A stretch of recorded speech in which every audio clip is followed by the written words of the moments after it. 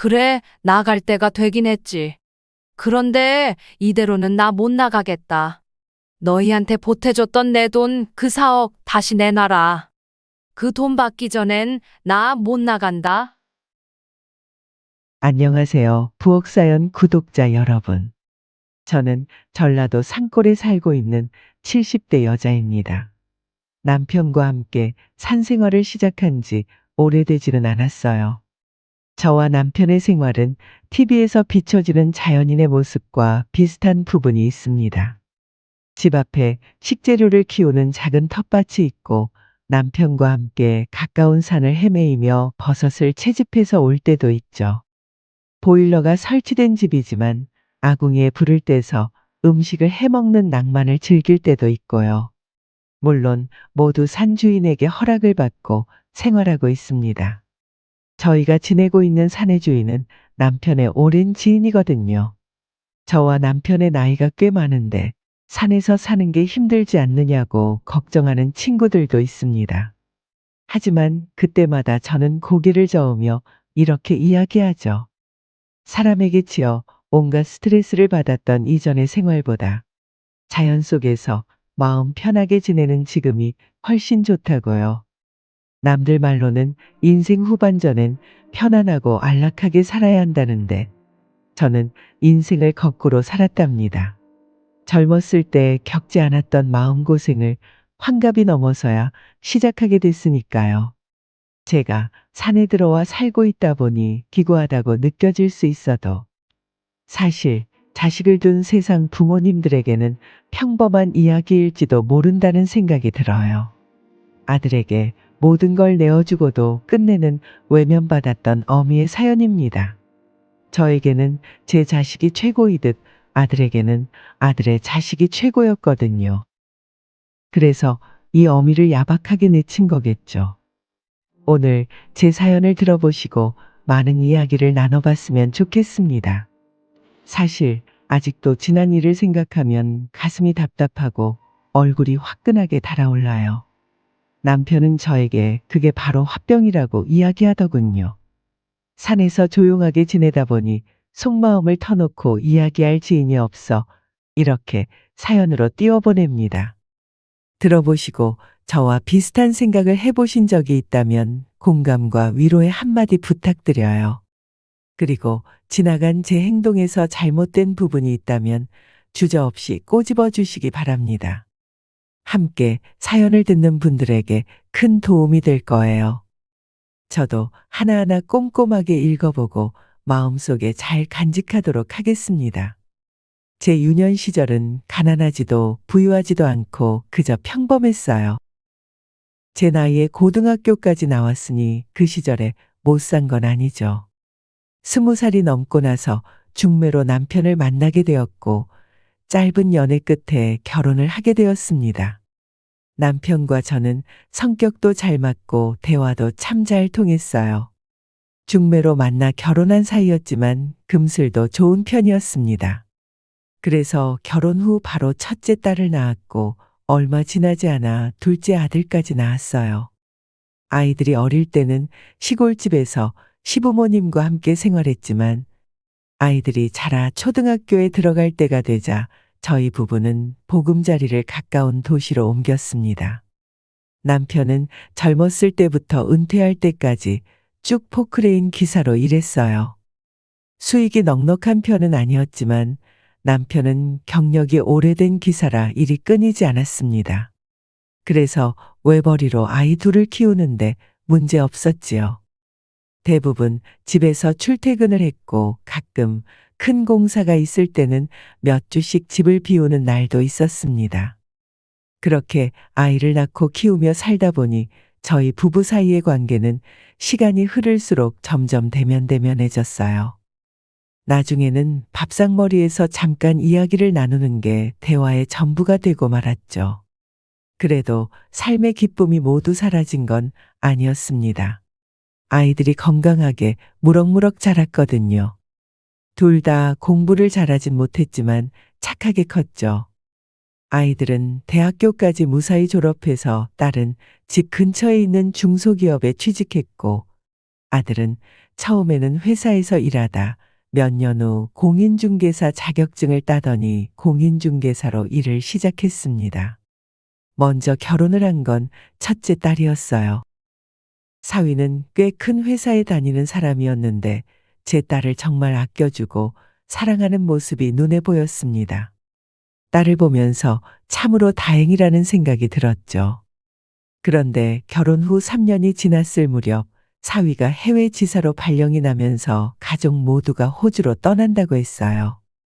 겨우 1년이 간 넘은 손자를 데리고 먼 타국으로 간다는 소식에 너무도 섭섭하더라고요. 하지만 어쩔 수 있나요? 사위가 좋은 사람인 걸 알기에 믿고 떠나보내기로 했지요. 그저 잘 살다가 무사히 돌아오길 바랐습니다. 딸이 호주로 떠난 후 아들도 곧 결혼을 했고 금방 아이도 하나 낳았어요. 눈에 넣어도 아프지 않을 손녀딸이었습니다. 며느리는 아이가 초등학교에 들어갈 때까지 집에서 전업주부로 지내다가 아들의 제안으로 공인중개사 자격증을 따더니 함께 일을 하기 시작했어요. 그 무렵 부부가 직접 공인중개사 사무소도 따로 차렸습니다. 아마 그때가 아들 인생에서 가장 좋은 시기가 아니었나 싶어요. 그때 아들은 상가 계약을, 며느리는 아파트 계약을 주로 했는데 돈을 아주 잘 벌었거든요. 부동산이 호황이던 시절이었습니다. 한 달에 1,000만 원을 넘게 벌었다는 이야기도 종종 들려왔어요. 딸은 호주에 가서 살고 있고 아들은 공인중개사 사무소를 차려 돈을 잘 번다고 하니 저에게 그때만큼 고민 없이 편안한 시절도 없었지요. 딱 한 가지 아쉬움이 있다면 자식들을 시집장가 보내고 집에는 오롯이 저희 부부만 남았는데 집안이 너무 조용했다는 거였어요.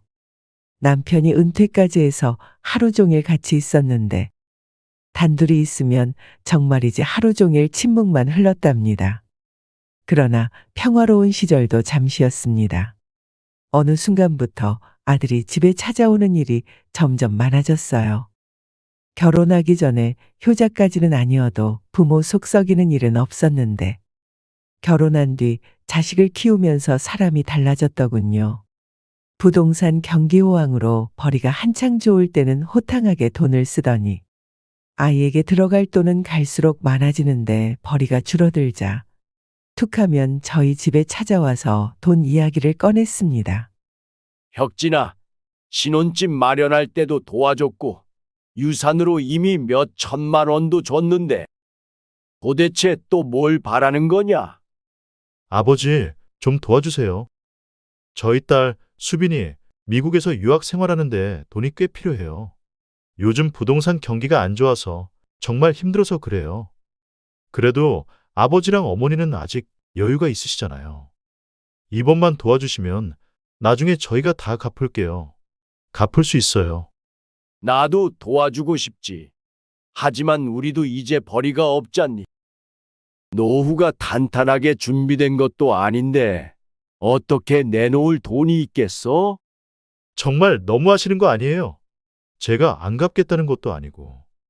뭘 갚는다는 거야? 저번에도 힘들다고 해서 1,000만 원, 2,000만 원씩 계속 가져간 건 기억이 안 나? 그렇게 너한테 들어간 돈을 전부 합하면 1억이 넘는다. 1억이 넘어.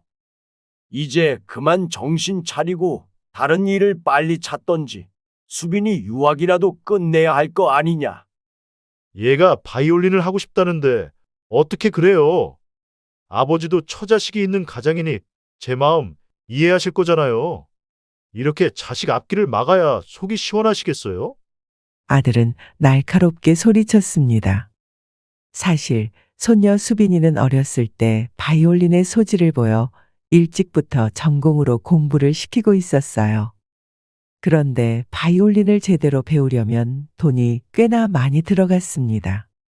어렸을 때는 재능을 보였던 수빈이도 점점 학년이 위로 올라갈수록 같은 또래 사이에서는 고만고만한 실력을 보여줬죠. 그럼에도 불구하고 아들과 며느리는 딸에게 최고의 바이올린 교육을 시키고 싶어 했어요. 부동산 경기가 호황일 때는 딸 뒷바라지를 거뜬히 할 수 있었지만 부동산 거품이 꺼지고 수입이 줄어들자 딸의 유학은 그야말로 돈을 잡아먹는 블랙홀이 되었습니다. 그래도 아들과 며느리는 포기할 수 없다며 저희 부부에게 손을 벌리기 시작했어요. 평범한 행복을 추구하며 살아왔던 저희 부부로서는 아들 내외의 교육에 대한 집착을 이해할 수 없었던 것이 사실입니다. 아마 이때부터 본격적인 갈등이 시작된 것 같아요. 아버지, 곧 부동산 경기가 살아날 거예요. 이번 한 번만 믿고 5천만 원 정도만 좀 빌려주세요. 안 된다. 사람이 자기 분수에 맞게 살아야지. 왜 감당할 수 없는 짓을 해서 온 집안을 말아먹으려고 해? 절대 안 돼. 저는 아들의 절박한 표정에 가슴이 아파 남편에게 아들 편을 들며 이야기했습니다. 여보, 그러지 말고 혁진이 이번 한 번만 더 도와줍시다. 아들 말대로 처자식이 있는 가장인데 체면은 차리게 해줘야 하지 않겠어요? 체면 같은 소리 하네. 당신이 그렇게 오냐오냐 키워서 아들놈이 저 모양인 거 아니야. 당신 집에서 애들 교육 어떻게 시킨 거야? 아니, 지금 나더러 자식을 잘못 키웠다는 거예요? 여보, 아들, 딸 건강하게 공부 잘 시켜서 멀쩡하게 대학까지 잘 보냈잖아. 그동안 사고 친 적 한 번도 없었다고. 그런데 뭐 내가 집에서 뭘 했냐고요? 당신 말 다 했어? 그렇게 아들이 찾아온 날이면 저희 부부까지 서로 언성을 높이며 한참을 다퉜죠. 결국 나중에 남편은 참지 못하고 최종 선고를 해버렸습니다. 말하면 뭐 하냐? 당신이랑 대화하면 아주 가슴이 답답해. 어쨌든 난 자식들한테 더 이상 지원 안 해줘. 해줄 만큼 다 해줬으니 알아서들 살게 내버려 두란 말이야. 알아들어?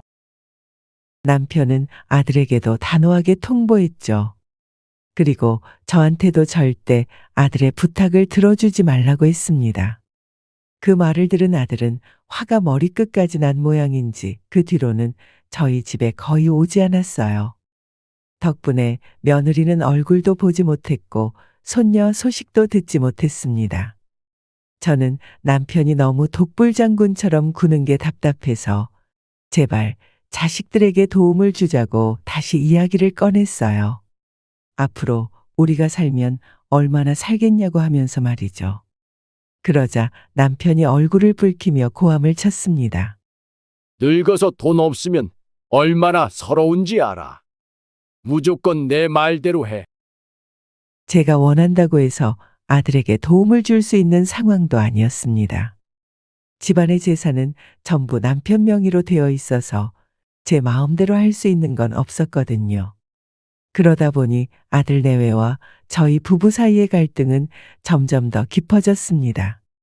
아들 가족이 우리 집에 아예 발길을 끄는 건 아니었지만 가끔 찾아오더라도 시큰둥하게 있다가 돌아갔죠. 남편은 그걸 보고 또 흉을 보더라고요. 자식놈이 저렇게 괘씸할 수가 없어. 은혜도 모르는 놈. 언제까지 계속 저렇게 허황된 꿈만 꾸려고 저러는지. 그렇게 1년이 넘는 세월이 훌쩍 지나갔습니다. 저와 남편은 잦은 다툼으로 예전보다 더 어색하게 지내고 있었어요. 서로를 건드리면 큰일이라도 날 것처럼 먼저 말을 거는 사람도 없었죠. 마치 남처럼 살아가는 기분이었습니다. 그러던 어느 날 남편이 갑자기 진지한 얼굴로 저를 부르더니 이렇게 말하는 겁니다. 여보, 우리 너무 남처럼 살고 있는 것 같지 않아? 그야 부부로 오래 살았으니까 자연스러운 거지요. 왜요? 무슨 일 있어요? 내가 요즘 텔레비전에서 재미있는 걸 봤는데 이런 부부들이 결혼을 한다고 하더라고.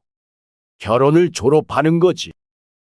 이혼하는 게 아니고 그냥 각자 원하는 대로 사는 거래. 1년에 한두 번 연락하면서 말이야. 조론? 나도 들어는 봤어요.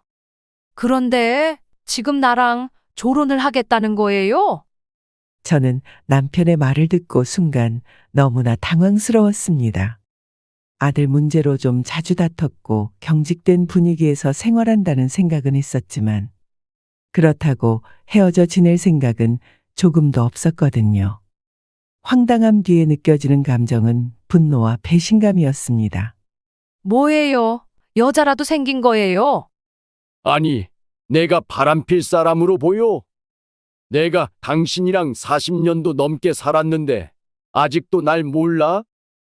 그냥 당신과 이렇게 어색하게 지내는 것도 싫고 이제는 이 도시에서 좀 벗어나고 싶다고. 저의 추궁에 남편은 화를 내며 딱 잘라 말하더군요. 그저 옛날부터 산속에 들어가 사는 게 소원이었다고 했어요. 원래 옛날부터 나이 들면 산속에 들어가서 조용히 살고 싶었어. 풀벌레 소리 들으면서 조용하게, 느긋하게 살고 싶었다고. 어이가 없었고 여전히 마음 한구석에서 의심을 지울 순 없었지만 남편의 표정이나 말투를 보니 진심인 것 같았어요. 하긴 당신은 옛날부터 도시 생활이 체질적으로 맞지 않다고 입버릇처럼 말했지요. 은퇴도 했으니 이제 하고 싶은 대로 살 수도 있고. 그럼 허락해 주는 거야. 나 혼자 산속에 들어가서 살아도 되는 거지. 제가 조금 누그러진 말투로 이야기하자 남편은 눈을 반짝이며 물었습니다. 저는 깊은 한숨을 내쉬며 대답했어요. 아이고, 마음대로 하세요. 당신이 산속으로 들어가든 땅속으로 들어가든 하고 싶은 대로 하면서 살아. 나랑 집에서 어색하게 사느니 그 편이 훨씬 낫겠지. 저의 삐딱한 말투에도 아랑곳하지 않고 남편은 정말 기뻐하는 눈치였어요. 그리고 바로 그날 저녁부터 들어가서 살 수 있는 산을 알아본다며 부지런히 조사를 하기 시작했습니다. 신난 남편의 모습을 보니 저렇게 나와 살기 싫었을까 하는 생각이 들어 많이 씁쓸했어요. 속상한 제 마음을 아는지 모르는지 남편은 그저 새로운 삶을 준비하며 들떠 있었죠. 며칠 뒤 저는 남편에게 한 가지 조건을 내걸었습니다. 당신 집 나가기 전에 한 가지 조건이 있어요. 조건? 그게 뭔데? 이 집 내 명의로 돌려줘요. 지난 40년 넘게 나도 당신 곁에서 고생 많이 했잖아. 위자료라도 받아야겠어. 여보, 우리 이혼하는 게 아니잖아.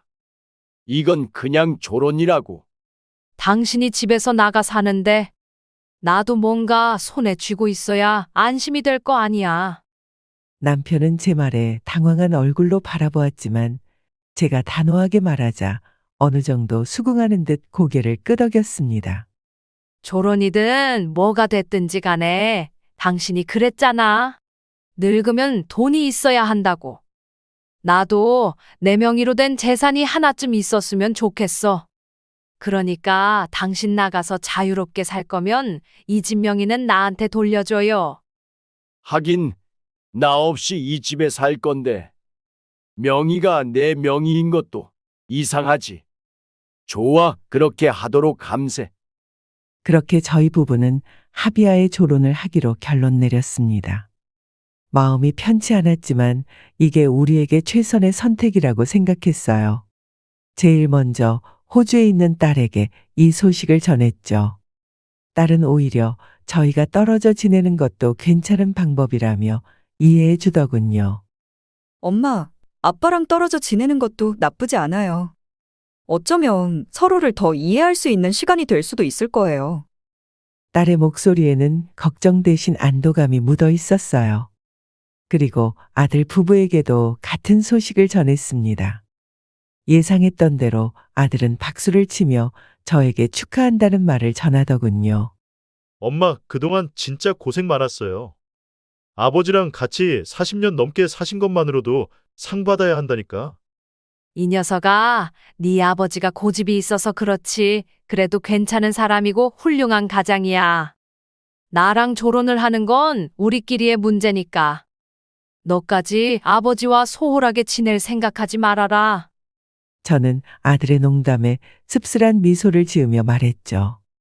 남편은 예전부터 알고 지낸 지인의 산에 좋은 터가 있다며 그곳에 자리를 잡기로 했습니다. 예전에 누가 살던 집이 있는데 그 집을 고쳐서 산다고 하더군요. 그리고 정확한 위치는 저에게 알려주지 않았습니다. 핸드폰을 가지고 있긴 하겠지만 웬만하면 꺼둘 생각이라고 했어요. 그렇게 우리는 서로에게 더 이상 집착하지 않고 각자의 길을 가기로 마음먹었습니다. 남편은 산속으로, 저는 이 집에서. 서로를 위해 내린 결정이었지만 막상 남편이 떠나는 날이 다가오니 마음 한편이 참 허전했어요. 남편이 떠나기 전 저에게 당부를 하더군요. 여보, 무슨 큰일이 아니고서는 날 찾지 마.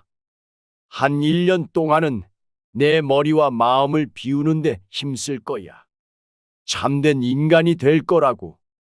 그 말에 저는 속으로 웃었어요. 남편은 다시 사춘기라도 온 것처럼 손을 가슴에 얹고 마음속에 묵은 때를 벗겨내겠다는 거예요. 그가 산속에 들어가 혼자 지내고 싶다는 게 진심이라는 걸 그때 알았지요. 거짓말처럼 남편은 가방 하나 달랑 챙겨 들고 그렇게 떠났습니다. 남편을 떠올리며 산에서 밥이라도 잘 먹고 있을지, 집은 쓸만하게 고쳤을지, 여러 가지가 걱정되었지만 곧 알아서 잘 살 거라고 생각하며 고민을 털어버렸어요.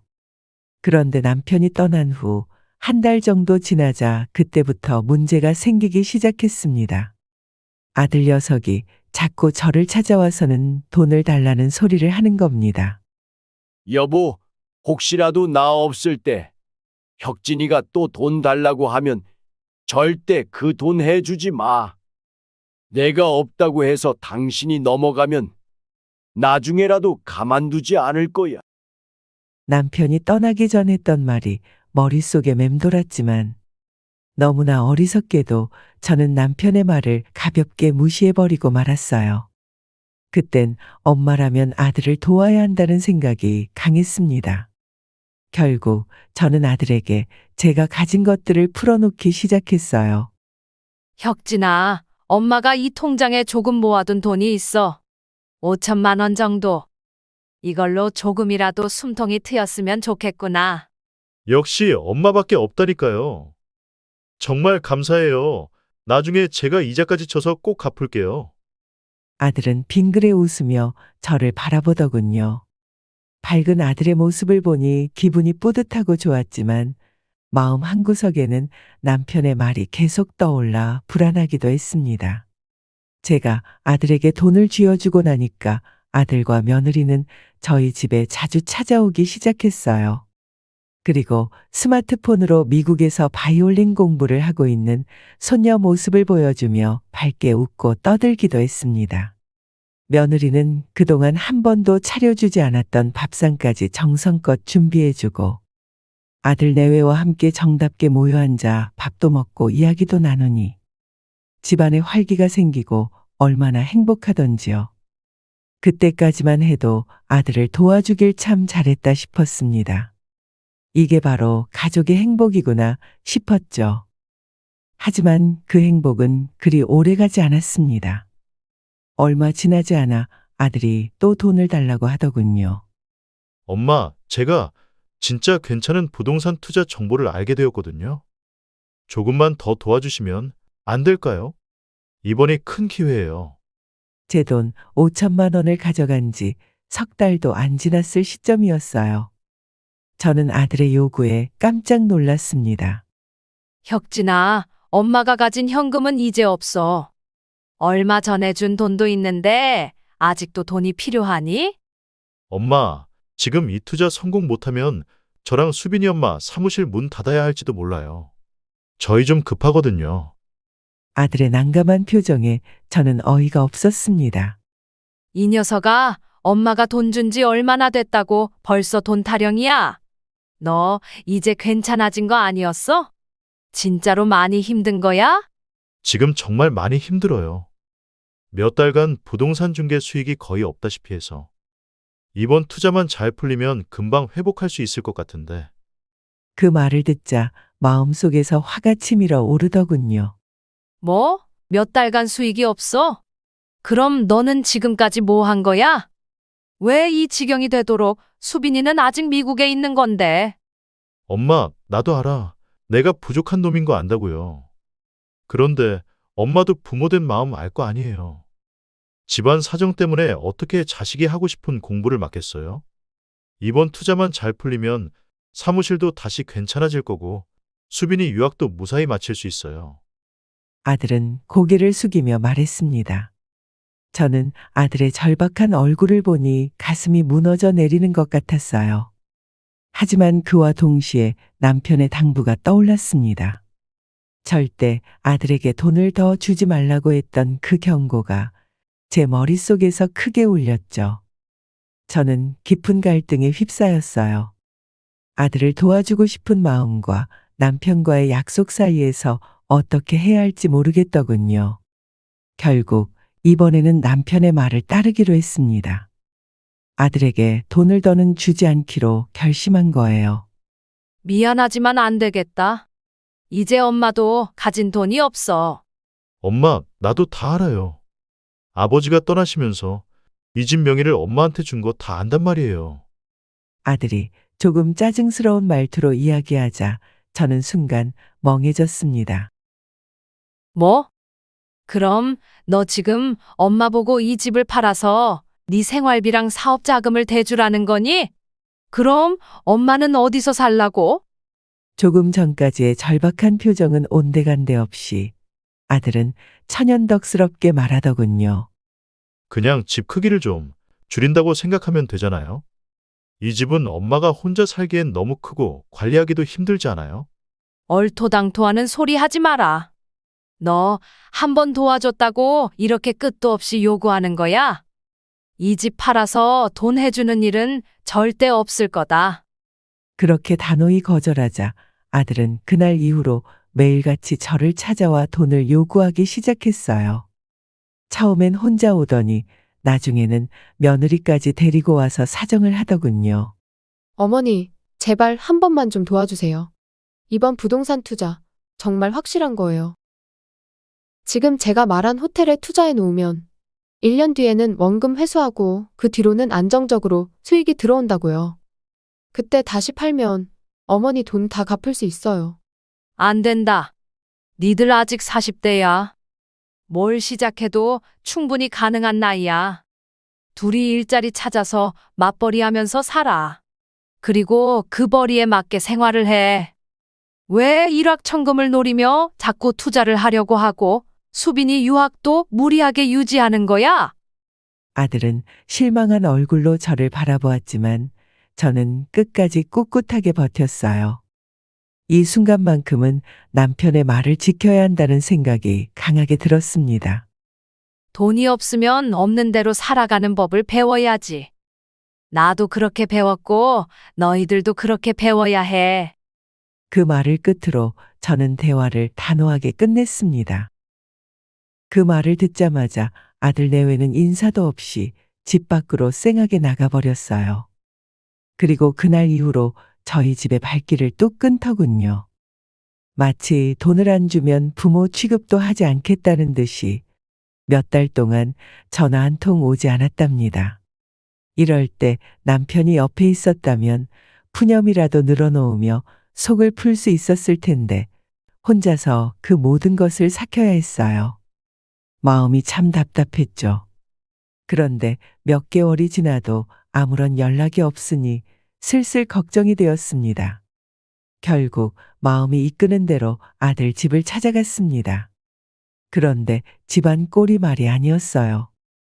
온 집안이 지저분했고 아들 내외는 낮잠을 자고 있었는지 머리는 기름이 가득 낀 채 잔뜩 헝클어져 있었습니다.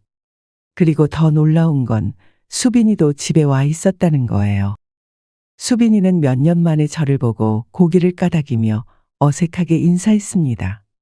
수빈아, 드디어 돌아왔구나. 그런데 평일 오후인데 왜 다들 집에 있는 거야? 그러자 며느리가 헛웃음을 치며 대답하더군요. 어머님, 몰라서 물어보시는 거예요? 어머니 말대로 수빈이 귀국하고 저희 사무실 문 닫았잖아요. 그리고 저희 둘 다 여기저기 이력서를 넣고 있는데 그 말에 가슴이 철렁 내려앉았습니다. 수빈이가 돌아온 건 잘된 일이지만 그렇다고 아들 내외가 모든 걸 포기한 채 집에 틀어박혀 있을 줄은 상상도 못했거든요. 아무리 돈을 주지 않기로 결심했어도 이렇게 망가진 아들네 집을 보니 그동안의 결심이 흔들리기 시작했죠. 흔들리는 저희 눈동자를 보고 며느리가 덧붙여 말하더군요. 어머님, 그래서 다들 이렇게 무기력하게 있는 거예요. 우리 수빈이 더 이상 바이올린 레슨 안 받는 거 알고 계셨어요? 돈이 없어서 더 이상 못 가르쳐요. 내년 되면 예고도 아니고 일반 학교로 진학할 거라고요. 저는 떨리는 목소리로 며느리에게 물었죠. 아니, 지금까지 배운 게 있는데 그냥 다 이렇게 놓아버린다고? 레슨비를 못 낼 정도냐? 저희 돈이 한 푼도 없어서요. 저희 사정에 무슨 바이올린이에요. 이제부터라도 공부시켜야죠. 며느리가 피곤한 얼굴로 한숨을 쉬며 대답하자 속에서 답답함이 밀려 올라왔습니다. 아이고, 이 바보들아. 자식이 있는데 나가서 일을 해야지. 회사에 취직이 안 되면 파출부를 하든 공사장에 가서 막노동이라도 해야지. 그것도 다 해봤어요. 근데 저희 둘 다 기술도 딸리고 적성에 안 맞아서 결국 때려치웠어요. 어머님, 우리 도와주러 오신 게 아니면 그냥 돌아가 주세요. 저희 어제 늦게까지 술을 마셔서 속이 쓰리네요. 며느리의 냉소와 아들의 무기력한 얼굴을 보고 있으니 가슴이 천갈래 만갈래로 찢어지는 듯 아팠습니다. 아들 내외는 그렇다 치고 시무룩한 표정으로 거실 한 구석에 앉아있는 손녀를 보니 너무 불쌍하고 가엾더라고요. 이대로 두면 진짜 무슨 큰일이라도 날 것 같다는 불안감이 밀려왔습니다. 뉴스에서 일가족이 극단적인 선택을 한 이야기가 떠오르면서 제 아들 식구들도 그 꼴이 날까봐 가슴이 조마조마했어요. 그래서 저는 이대로 두면 안 되겠다고 생각했습니다. 제 집을 팔아서라도 도와주기로 마음을 먹었어요.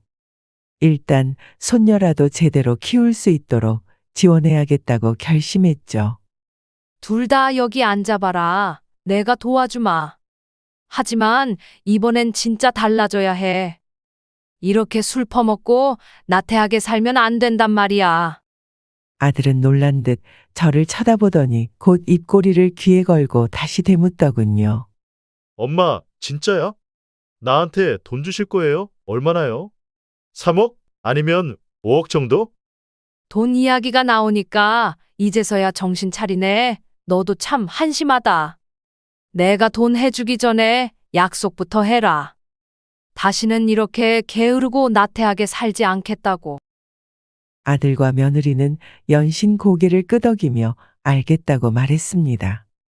일단 아들 내외가 했던 공인중개사 사무실을 다시 열 수 있도록 도와주기로 했어요.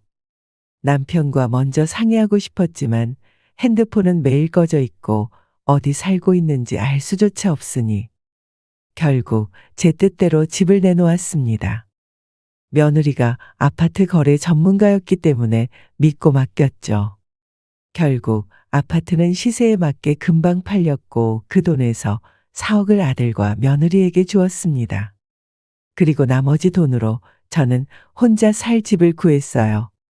큰 집은 필요 없다는 생각에 작은 집을 알아봤습니다. 그래서 도시 외곽에 있는 보증금 1,000만 원에 월세 30만 원짜리 원룸을 계약해서 들어갔습니다. 작은 집으로 이사를 들어가던 날 아들 식구들이 처참하게 무너지는 것보다 제가 불편하게 사는 게 더 나은 일이라고, 잘한 결정이라고 스스로 위로하며 다독였어요. 그래도 다행히 국민연금을 받을 나이여서 월세 정도는 해결됐습니다. 그런데 당장 생활비는 도움이 필요했어요. 다시 공인중개사 사무실을 연 뒤로 아들 내외는 열심히 일을 하는지 매달 꼬박꼬박 생활비를 챙겨주더군요. 그래서 저는 이렇게 사는 것도 괜찮겠다 싶었어요. 낮에는 산책도 하고 가끔 옛 친구들도 만나면서 소소한 생활을 이어나갔습니다. 그런데 몇 달 뒤 아들이 저에게 주던 생활비를 또 끊어버렸어요. 처음에는 몇 주 기다려봤습니다. 그런데 한 달이 지나도 깜깜무소식이었어요. 그래서 결국 아들이 일하는 사무소를 찾아가 솔직하게 말했죠. 혁진아, 너 왜 엄마한테 생활비 안 주니? 엄마가 너한테 가지고 있던 현금이랑 재산 모두 줘서 생활해야 할 돈이 부족해. 아들은 저를 힐끗 보더니 무심하게 말했어요. 엄마, 돈 달라고 지금 사무실까지 오신 거예요? 그래, 당연하지. 네가 이렇게 생활비를 끊어버리면 엄마는 어떻게 살아? 너 도와준다고 집까지 팔아서 주택연금도 못 받잖아. 사실 예전에 말씀드렸던 호텔 투자를 했는데 수익이 나려면 시간이 좀 필요한가 봐요. 조금만 참아주시면 안 돼요? 어차피 월세는 국민연금으로 해결이 되잖아요. 그래도 생활을 하려면 돈이 필요하잖니? 월세만 내면 전부가 아니잖아. 엄마, 집에서 놀면 뭐해요? 나가서 일을 좀 하시는 게 어때요? 아들의 말에 저는 그만 할 말을 잃고 말았습니다. 제가 충격을 받은 채 아무 말도 못하고 앉아있자 아들은 피곤하다는 듯 한숨을 쉬며 이야기하더군요. 알았어요. 생활비 마련해 볼 테니까 조금만 더 기다려봐요. 저는 더 이상 자식과 돈 이야기를 길게 하고 싶지 않았습니다. 그리고 제 밥그릇은 스스로 챙겨야겠다고 결심했죠. 이튿날 일자리를 구하려고 시내에 있는 식당들을 돌아다녔습니다. 주방 아줌마 구함 일하는 문구가 적힌 식당으로 들어가 일을 하고 싶다고 했어요. 하지만 식당 일을 해본 적이 없고 나이도 많은 편이라 번번이 거절당했습니다. 나중에는 어렵게 편의점 알바로 일을 시작했지만 제가 계산이 서툴러서 자꾸만 실수가 일어났어요. 포스기를 사용하면 자동으로 결제 금액이 뜨는데 손님이 구매한 물건을 하나씩 빼놓고 결제하거나 어떤 손님에게는 포스기를 2번씩 찍어버리기 일쑤였습니다. 그런 일이 반복되자 한 달 후 편의점 사장은 저에게 양해를 구하며 다음 달부터는 나오지 말라고 하더군요. 아직은 젊고 일을 할 수 있다고 생각했는데 언제 이렇게 늙어버렸나. 칠순을 바라보는 나이에 새로운 일을 시작하는 건 쉽지 않은 일이었습니다. 그 사이 사정이 어렵다고 생활비를 끊었던 아들은 생각보다 괜찮아 보였어요. 며느리의 옷차림은 갈수록 화려해졌고 아들은 차를 바꿨거든요. 저는 우라를 참으며 다시 한번 아들의 사무실로 찾아가 돈 이야기를 꺼내보았습니다. 혁진아, 이제는 엄마 생활비를 좀 도와줄 수 있겠니? 사정이 좀 나아진 것 같은데. 엄마, 그만 좀 보채요. 생활비 정도는 알아서 벌어야지. 내가 돈으로만 보이세요? 나도 내 자식 뒷바라지를 해야 할 것 아니에요. 수빈이 다시 유학 준비한다고요. 저는 옛날 일을 까맣게 잊어버린 것 같은 아들에게 당황하며 반문했죠. 너 무슨 말을 그렇게 해? 내가 오죽하면 이러겠어? 그리고 까맣게 잊은 모양인데 지금 이 사무실을 다시 열 수 있도록 도와준 게 바로 나잖아. 그 돈을 전부 갚으라고 하는 것도 아니고 조금씩이라도 생활비를 주는 게 정상 아니야? 진짜 짜증나네. 알았어요. 엄마가 그렇게 밝히는 돈 바로 입금해 줄 테니까 앞으로는 사무실로 찾아오지 마세요. 안 그래도 일 때문에 스트레스가 이만저만이 아닌데 이러시면 곤란하다고요. 제가 낳은 아들이지만 해도 해도 너무하다는 생각이 들었습니다. 그래도 도리는 않은 아이로 키웠다고 생각했는데 왜 이렇게 변해버린 건지 모르겠더군요. 쓸쓸한 마음으로 집으로 돌아와 아들이 보내준 생활비로 한 달은 생활을 했습니다. 그런데 다음 달이 되자 어김없이 생활비가 입금되지 않더군요. 저는 또 아들과 부딪히기 싫어서 그냥 내버려뒀습니다. 대신 제 나이에도 할 수 있는 다른 일자리를 구해보기로 했어요. 그런데 일자리를 알아보러 다니던 어느 날 무릎이 심상치 않다는 걸 느꼈습니다.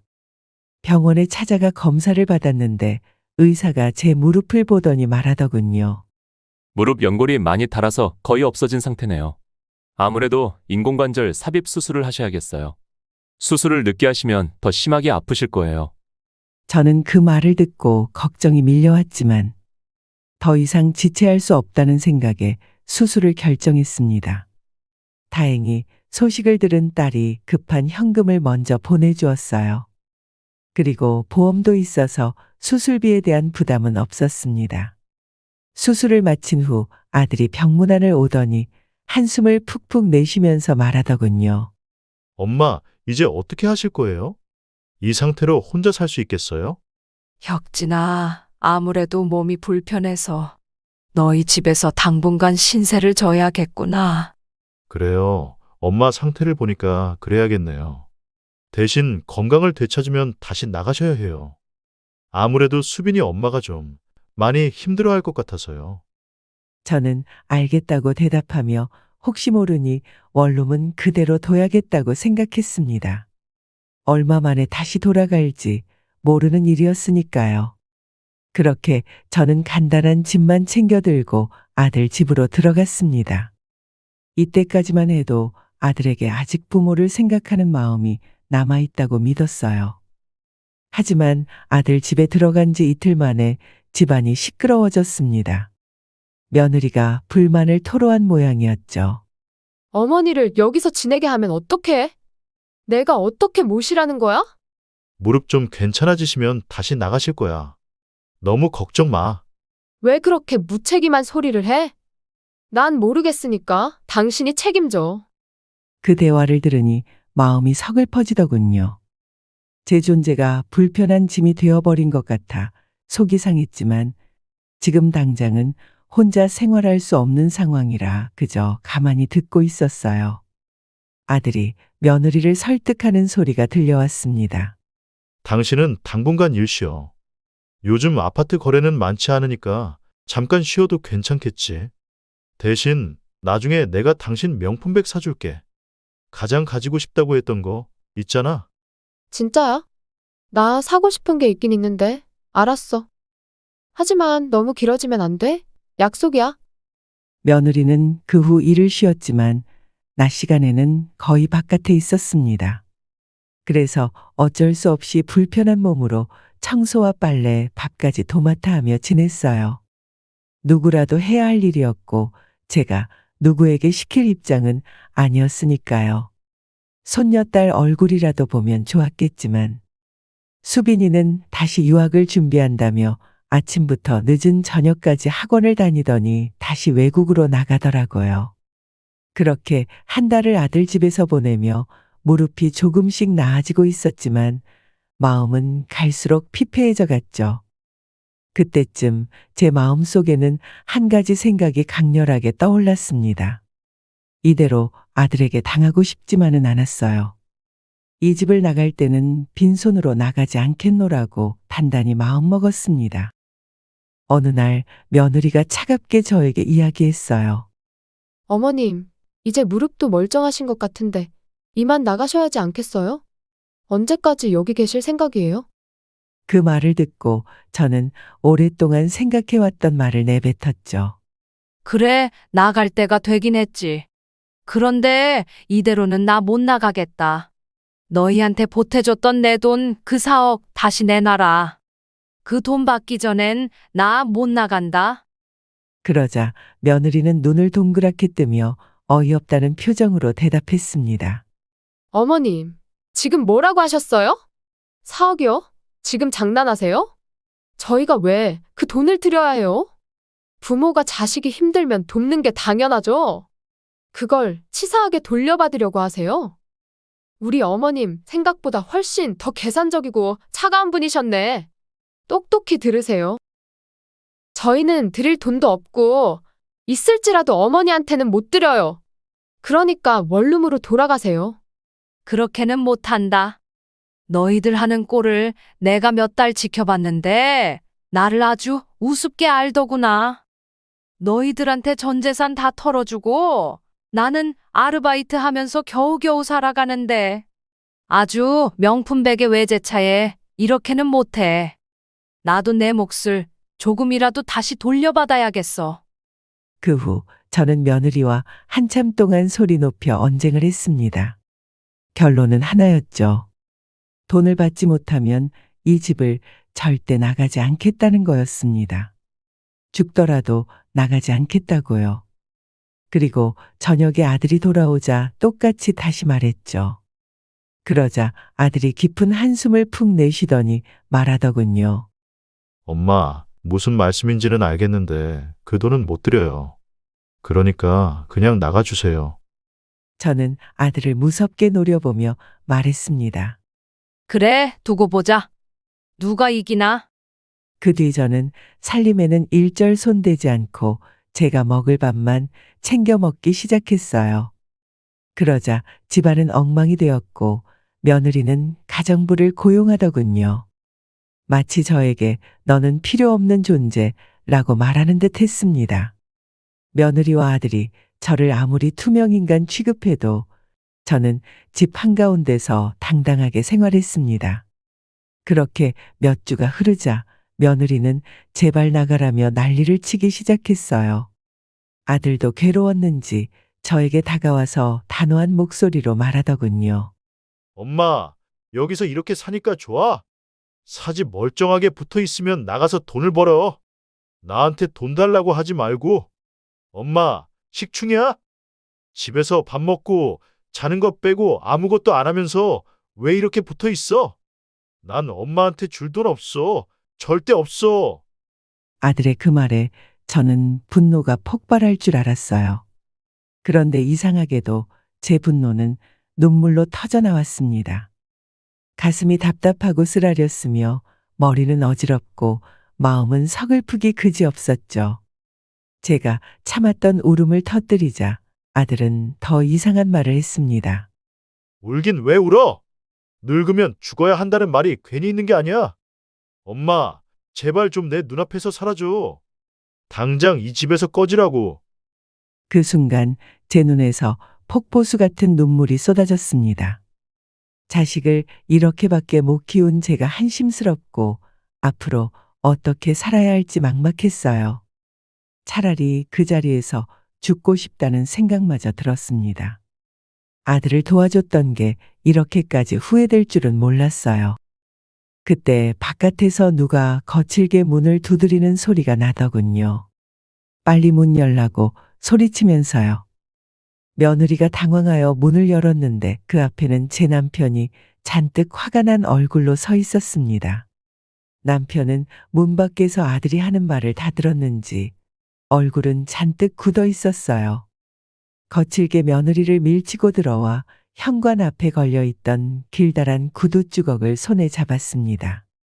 그리고 쿵쿵거리며 거실로 성큼성큼 걸어 들어오더니 구두 주걱을 들고 사정없이 아들의 등짝을 내리치기 시작했죠. 이런 못된 놈. 감히 내 아내한테 그따위로 굴어? 네가 이러고도 사람이냐? 이 쓰레기 같은 놈아. 아버지, 여긴 웬일이에요? 산속으로 들어가신 분이?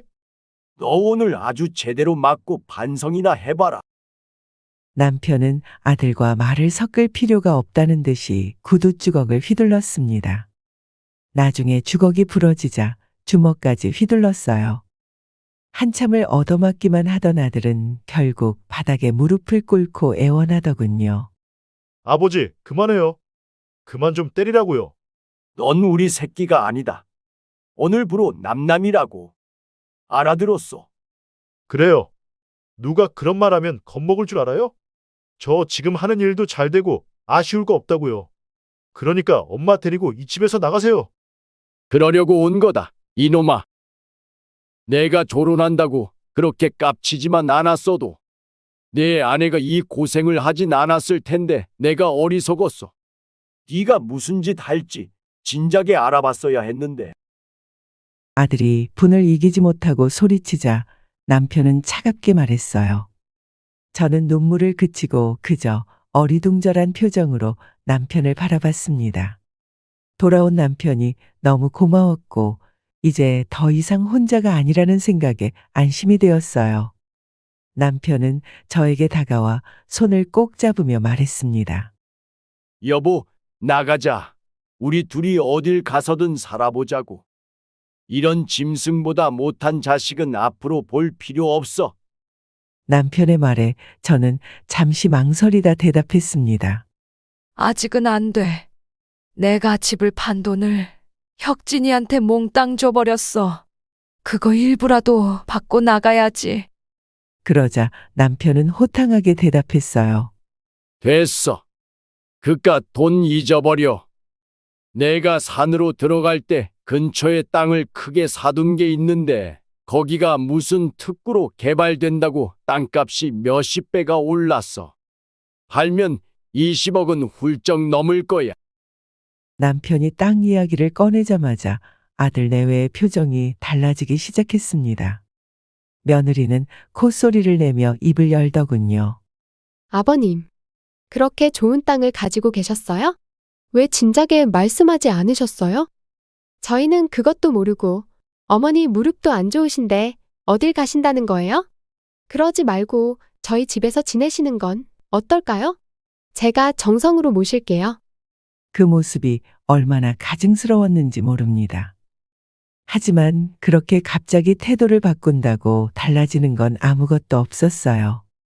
그저 썩어 문드러진 인성이 더 도드라질 뿐이었죠. 여자라서 가만두려 했는데 진짜 역겨운 사람이네. 얼굴만 봐도 내 오장육부가 뒤틀리는구나.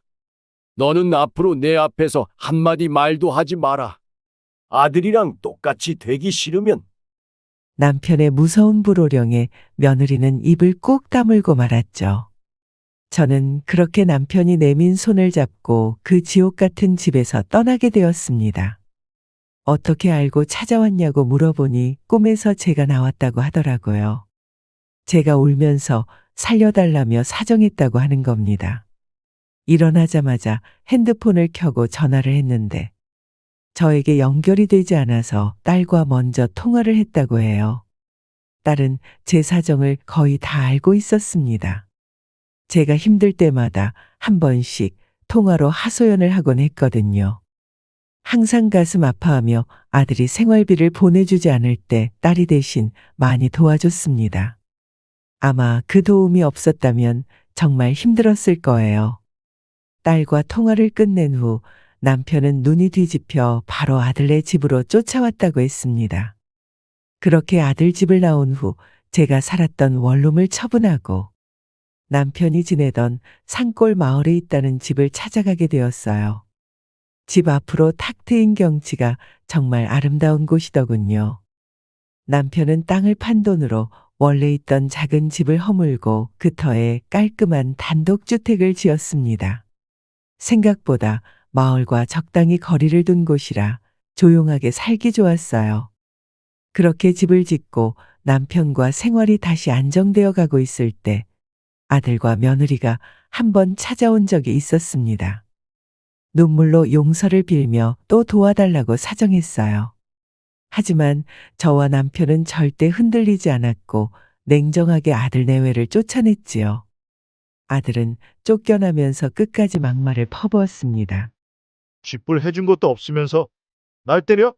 더럽고 치사해서 당신들 돈 필요 없어. 줘도 안 받는다고. 아들은 마지막에 막말을 하며 집 밖으로 나가버리더군요.